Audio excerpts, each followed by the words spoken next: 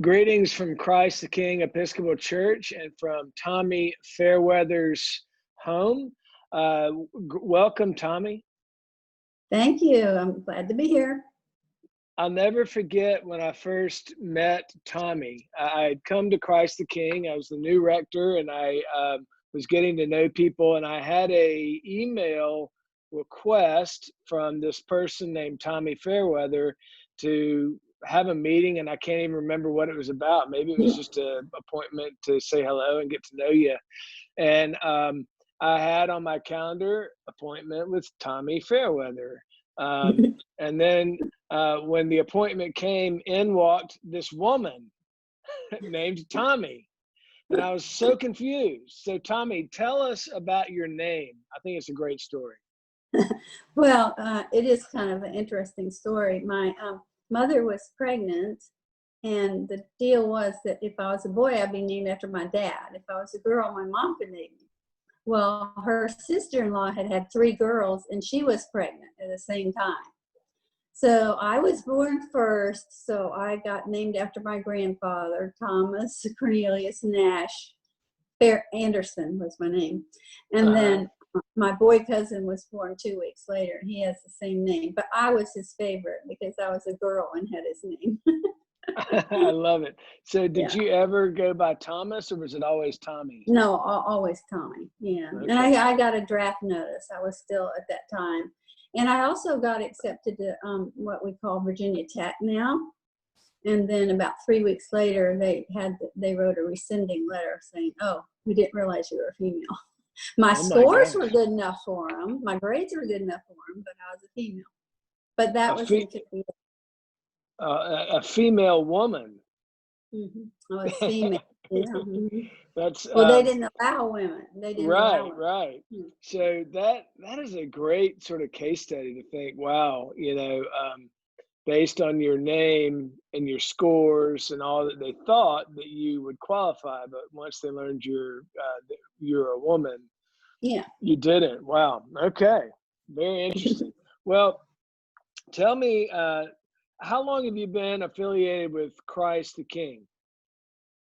Okay, so that's kind of it depends on what you call affiliated. I started coming in early to like 2002, but I couldn't be very active because I was teaching full time and taking care of my mother-in-law that had Alzheimer's. Okay. So I really didn't have a lot of time. So really, I would say I became much more active in 2007 when I retired. 2007. Okay. Yeah. All right.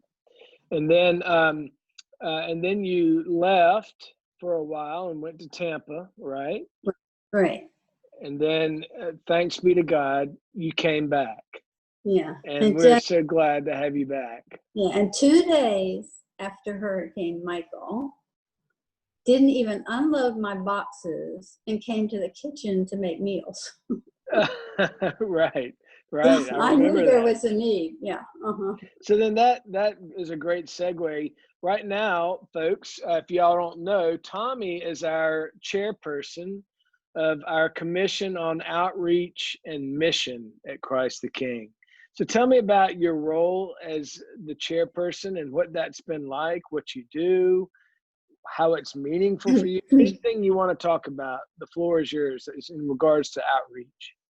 Okay, so I had been off and on even before I left for Tampa, had been active in the outreach committee in many ways. And then when I came back, I knew that that's something I wanted to do and to be even more active than I was before. So, like I said, 2 days after I moved in, I was at the church making meals because I knew that was an important outreach at that time. So then I started coming to the meetings again. And after just a short while, there had to be somebody else take charge for, and so I just agreed to do that. And so that's how I started. So actually when I took over, we were in the doing what we had normally done for years and years, and that was taking applications from nonprofits looking for grants to help. And but you also had started, prior to me returning, reading books and thinking about how we might do outreach differently. So it kind of went together. So we have 16 people, or I mean 16 nonprofits, and then each of those nonprofits has a liaison that is a church member. And they were chosen because they had an interest in that area or whatever. So so for the year 2019, finishing that out, it was finishing out the applications that we had. But then when 2020 happened, the vestry changed things a bit, and so we weren't getting the money in the same way. But remember that we had been doing the readings about what else could we do. And so one of the things that did not come to fruition, but hopefully will eventually, is having the author of Selfie come to this area and speak on children and development of concern for others. And so that's on hold right now because of the virus. But we're finding other ways that we can be helpful while we're waiting. And still continuing to study about what are the different ways that we could help in our community. So we have had one incident in 2020, and that was the Musset fire. And so that required immediate attention. We put something in the bulletin, we put something in the newsletter, and we got donations, and that went to help those people very specifically. And it was much needed and much thankful for. And so that was good. And so we also have been doing some of those groups that we have that end up being in reach too. So one of them is like Freezer Friends. And Freezer Friends makes meals and puts them in the freezer for families that when they need them, they're there. And they may not seem like a big thing, but really it is, because when somebody's in need, you can just go up there and get it and take it to them. And right, and so that freezer is here at the church. It's a deep freeze in the pantry. And so it's there for whoever wants to pick one up and deliver it to a person in need or a family in need. Right. Okay, and so, but another thing that changed in 2020 was I know a certain minister that asked for a newsletter. That would be you. And I thought it was a great idea. And I've enjoyed doing it because I list what is the current needs, and I contact like Caring and Sharing every month and the clinic every month to see if there's new changes of things that they want. And I print them in there. So I'm hoping that everyone who is watching this, if you aren't on the mailing list, you will get on the mailing list so you'll know. Some of them are very easy to do, and some require some more. And so the easiest one I want to be sure to get in there early is the leaving of the pill bottles, the empty pill bottles, because it and doesn't that cost box is overflowing. We have a lot of pills that are being consumed by this parish because there are pill boxes or bottles. We're up to our neck in empty pill bottles.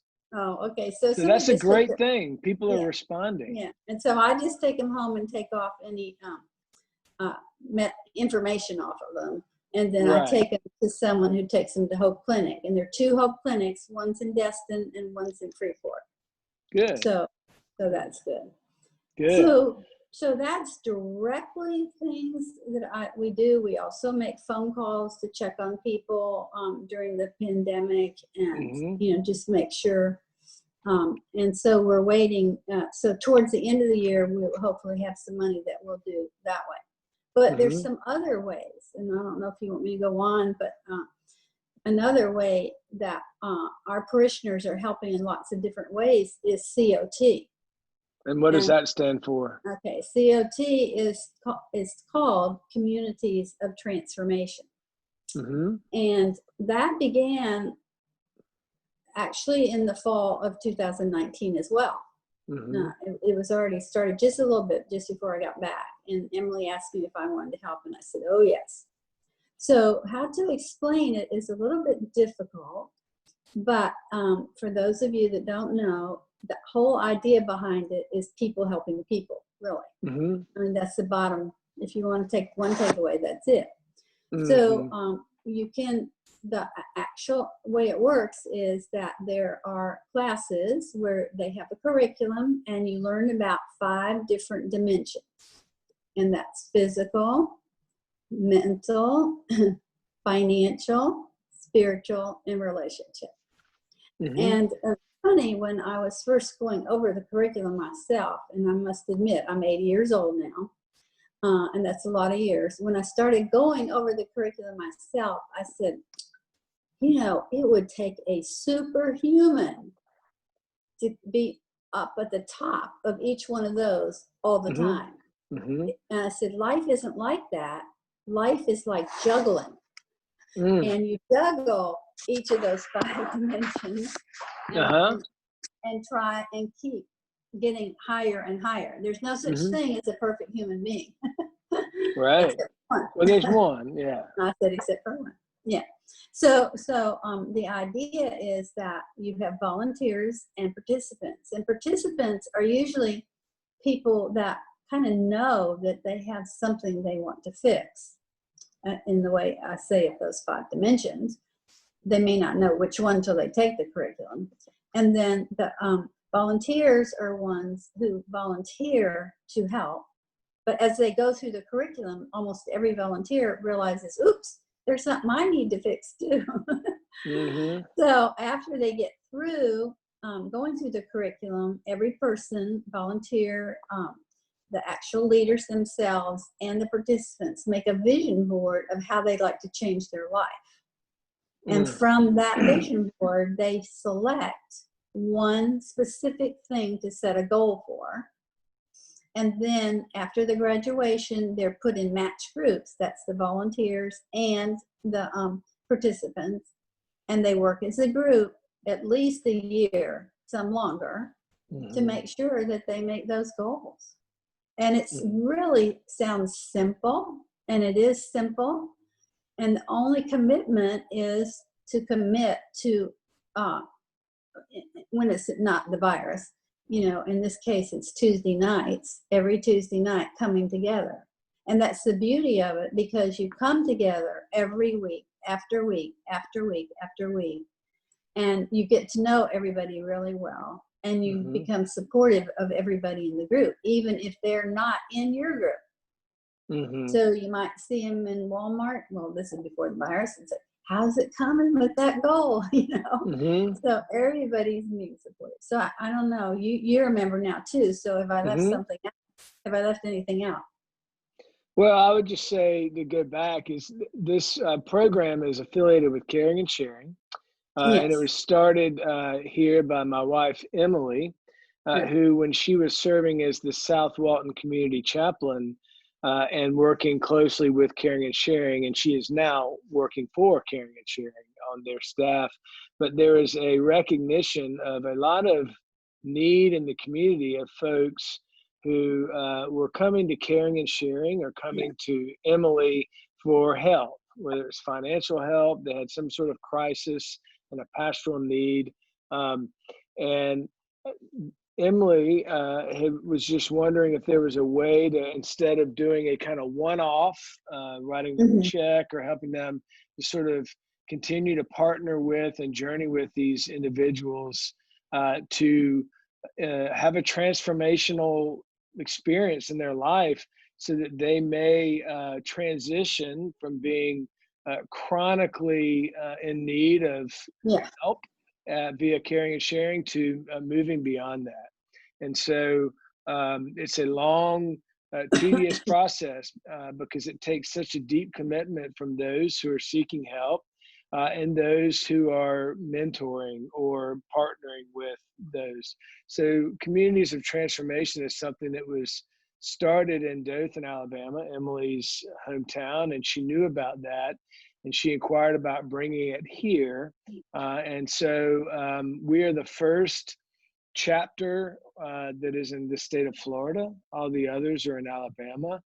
And not only are we the newest chapter, but right now we're the, I think, largest growing chapter. It's been wildly successful. And I would like to say that a lot of the churches here are supporting it.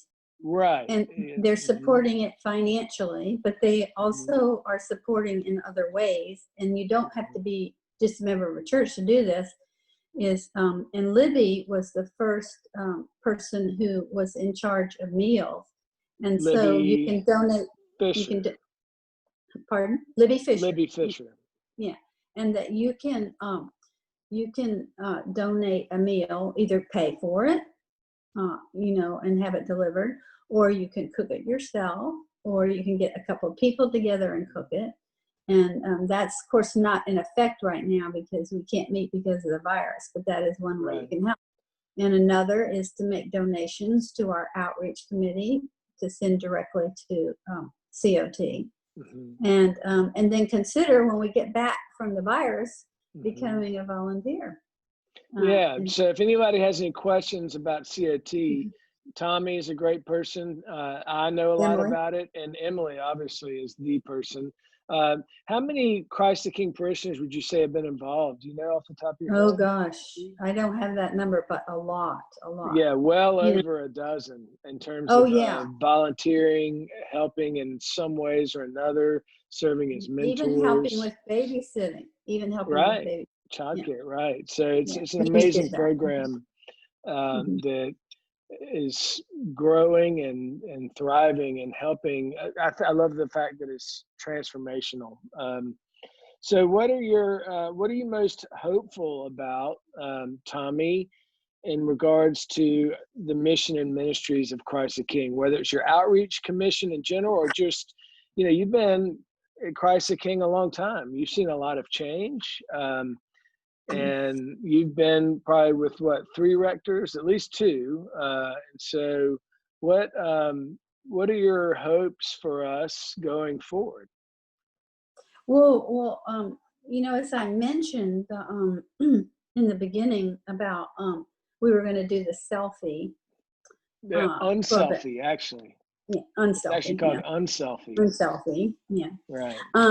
And to me, I got really excited about that because I do still volunteer in the schools, and I see that kids have no empathy for other children. Right. Or rare. That's rare. But so this is the book that Tommy's talking about. It's called Unselfie: Why Empathetic Kids Succeed in Our All About Me World by Michelle Borba. And we have a stack of these in the church office that we ordered, and because we were going to do a colloquium with the author of this book this summer, and then it all got canceled because of the virus. But if we will do it at a later date, and if you're interested, please come pick up, because we have a stack of these in the office and we're giving them out. So and now grandparents should read it too. Not just parents, because the grandparents have a big impact on children and on their own children too. So I really recommend that. But I was going to pair that with something else that I'm excited about, because it's kind of along that line, and that's the Montessori school. So I'm really excited about the Montessori having their own school pretty soon. And I think that that's wonderful, because Montessori does help with building empathy in children. And that's one very positive thing. Besides everything else, academically, Montessori does. That is, to me, the main thing, and should be the main thing in our church too. You were chair of the school board when I came as rector. Yes, that's correct. Right. Good. I was on the vestry and did that. You've checked a lot of boxes here at Christ the King. And this that's for isn't sure. the only church I belong to either. Right. Vestry. So So the other one that really pops up right away quickly because it's so timely is that we've done a study in Sunday school about justice. Mm-hmm. And Libby, and being in charge of that ministry, which is now not real. I don't think it's too active either because of the virus. Mm-hmm. But the thing is, it's kind of the same thing. It's caring. It's caring about others. And the fact that maybe justice is not right. So I'm sorry. And so I just am very excited that will go forward and that we'll be doing that continuously. Yeah, and we were, some of the books that we've read are Just Mercy by Brian Stevenson, Outrageous Justice, which is, and The Sun Does Shine. Yeah, and all three of those are prison ministry related. And so and Justice Mercy is in a movie now. Just Mercy is a movie. I think it's Netflix or Amazon. I'm not sure which one. And it was free. And it does stick pretty well to the book. Good. I haven't seen the movie yet, but read the book. And so even prior to all of the latest, the Ahmaud Arbery and George Floyd, we had read all those books prior to that. So we've been looking at prison ministry and justice in the prison system for quite a while here at the church. And I know Charlie and Libby are very active in local prison ministry. So that's another one of our outreach ministries. Yeah, and so I'm hoping that eventually outreach might have a justice component to it, where those are the people who will write letters when letters are needed. I mean, that's kind of what I envisioned. That's not too hard to do. And that maybe some people will join a group like that. Tommy, that's what I love about you, is that you're always forward thinking. You're not ever satisfied in some ways. You always want to look about how else can we reach more people, and that's so inspiring for me. I hope, one, to live to be 80 years old, and two, if I do, to be as actively engaged in my faith community and in my relationship with Christ and with others in the way that you are. You are a living, breathing, walking example of faithful Christian discipleship. And blessing to me. One thing I love about you is you usually say yes when I ask you to do something, but it's always yes and then you end up having another idea to tag on, like this Unselfie book. But back to the newsletter. Every second, so the Outreach Commission meets on the first Friday of every month in the vestry room at 12 noon. Now, we haven't been meeting in person since the virus, but typically every Friday, 12 noon in the vestry room, and all parishioners are welcome to come and participate and are encouraged to do so. And then the second Friday of the month, the Christ the King Outreach and Mission team sends out our monthly newsletter, and it's usually based on what happened in that meeting before. And it gives updates on who our partners in ministry are. There may be a column about the Blue Door Ministry at St. Andrews and Destin, or there may be a column about Angel Tree, or whatever our relationship and ministry is. And then there'll be a feature article on one of the members of the commission. And then there'll also be general information on what we've been up to and what we need help with. It'll include the list from Caring and Sharing of what it is that they're needing. And so that goes out the second Friday of every month. It's called CTK Cares. And if you're already on the broader Christ the King email list, that the Weekly Herald and all the updates, you don't need to sign up for this. You're just automatically going to get it. So that is really a great tool for you to learn what Tommy and her team is up to. And I'd like to say, if they have any suggestions, they can also let me know. any other ideas of things that they think that the outreach should be doing. Right. One blessing of Tommy Fairweather, she's always willing to hear you out and take on a new idea, and so she's very open to that. So we want more folks to get involved with outreach.